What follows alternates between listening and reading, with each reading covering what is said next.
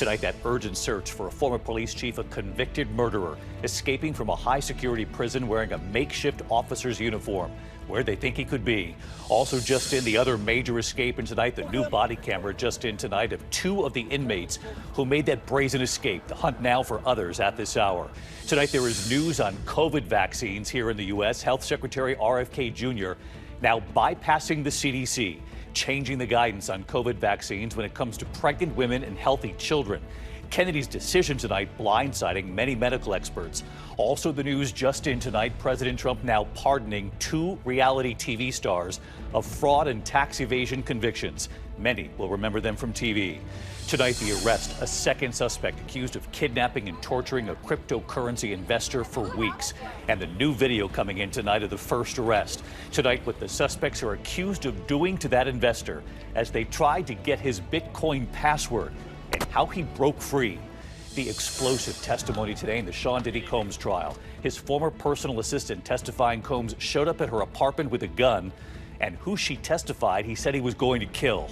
Tonight, the charges after a suspect drives his van into the crowd, at least 65 people hurt, including children. Tonight, all eyes on a critical new launch for Elon Musk's SpaceX Starship. It happened just moments ago after the last two ended with explosions. What we're seeing here tonight. Tonight, the images coming in from Gaza, the urgent need there and the chaos as the first aid reaches Gaza in months. Families and children racing to get any food they could find. Tonight, King Charles north of the border in Canada. After President Trump said Canada should be the 51st state, what King Charles said today. Tonight, the new charge against former Olympic star Mary Lou Retton. And tonight, Billy Joel and his brain diagnosis and what his wife has now revealed. From ABC News World Headquarters in New York, this is World News Tonight with David Muir.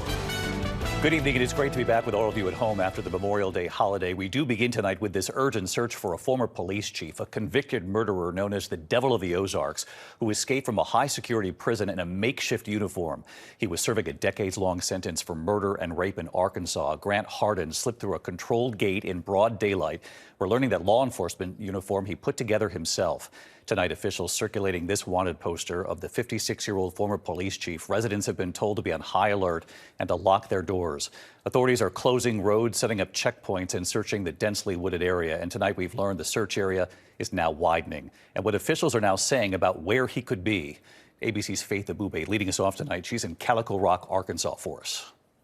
Tonight, Arkansas residents on high alert as the urgent search for a former police chief turned escaped convict stretches into its third day. Grant Hardin breaking out of an Arkansas prison this weekend. The 56-year-old was serving decades in prison for rape and murder. The Stone County Sheriff's Office releasing this photo they say shows Hardin disguised in a makeshift officer's uniform as he took off from the prison through a controlled gate. It does look like it was handmade and manufactured in a lot of ways. And so we're trying to ascertain exactly what compiled that makeshift uniform and where is able to get those materials. Tonight, authorities telling ABC News they're scouring the densely wooded area nearby, warning Hardin, who has a law enforcement background, could be armed and dangerous. The sheriff closing roads, setting up checkpoints, and telling the community to, quote, stay vigilant, lock your house and vehicle doors, and report any suspicious activity immediately.